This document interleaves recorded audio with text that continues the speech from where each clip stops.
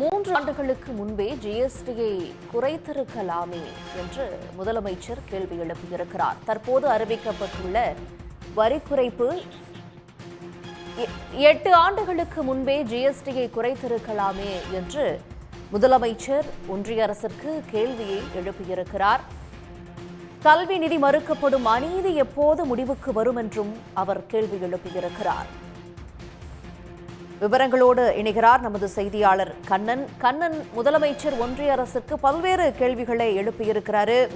முக்கியமா இந்த ஜிஎஸ்டி வரி குறைப்பு தொடர்பான கேள்வியும் முன்வைத்திருக்கிறார். முதலமைச்சர் கூறியிருப்பது என்ன? நிச்சயமாக தமிழ்நாடு முதலமைச்சர் மு.க.ஸ்டாலின் இந்த ஜிஎஸ்டி வரி குறைப்பு தொடர்பாக ஒரு முக்கிய பதிவை தனது எக்ஸ் வலைதள பக்கத்தில் வெளியிட்டுள்ளார்.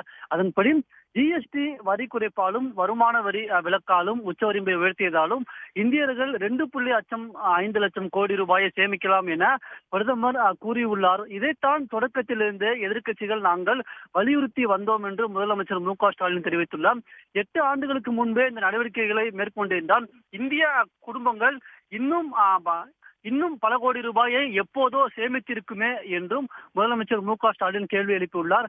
மேலும் தற்போது அறிவிக்கப்பட்டுள்ள வரி குறைப்பில் சரிபாதி அளவு மாநில அரசுகளின் பங்களிப்பில்தான் செய்யப்படுகிறது என்றும் இந்த உண்மையை ஒன்றிய அரசு மறைப்பதாலும் பாராட்ட மறுப்பதாலும் இதனை சுட்டிக்காட்ட வேண்டியது எனது கடமையாகிறது என்றும் முதலமைச்சர் மு.க.ஸ்டாலின் தனது எக்ஸ் வலைதள பக்கத்தில் தெரிவித்துள்ளார். மேலும் மறுபுறம் ஒன்றிய பாஜக அரசு மாநிலங்களுக்கு நியாயமாக சேர வேண்டிய நிதியை தர மறுத்து வருவதாகவும் இந்தி திணிப்பை ஏற்க மறுக்கும் ஒரே காரணத்திற்காக ஒருங்கிணைந்த கல்வி திட்டத்தின் கீழ் தமிழ்நாட்டிற்கு வழங்க வேண்டிய நிதி மறுக்கப்படுவதாகவும் இந்த அநீதி எப்போது முடிவுக்கு வரும் என்றும் முதலமைச்சர் கேள்வி எழுப்பியுள்ளார்.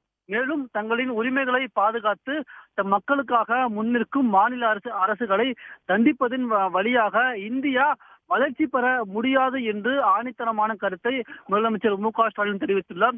மேலும் கூட்டாட்சி கருத்தியலுக்கு மதிப்பளியுங்கள், உரிய நிதியை விடுவியுங்கள், மக்களுக்கு நியாயமாக சேர வேண்டியதை தந்து அவர்களை பயனடைய விடுங்கள் என்றும் முதலமைச்சர் மு.க.ஸ்டாலின் இந்த ஜிஎஸ்டி வரி குறைப்பு தொடர்பாகவும் மாநில அரசுகளுக்கு தர வேண்டிய நிதியை ஒன்றிய அரசு தராமல் இருப்பது தொடர்பாகவும் தனது எக்ஸ் வலைதள பக்கத்தில் இந்த கேள்விகளை எழுப்பியுள்ளார்.